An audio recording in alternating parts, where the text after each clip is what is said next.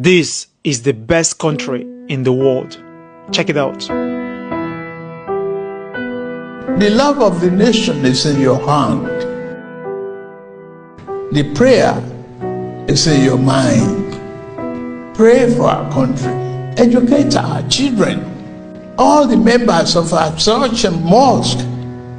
The sermon we give to them is important. We don't condemn your own nation.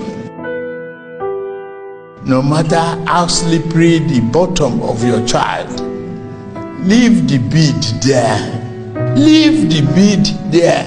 This is your country. Don't condemn it in sermons. Don't abuse the nation. Leadership are meant for changes. Yes, this leader is bad. Fine. Wait until it's time to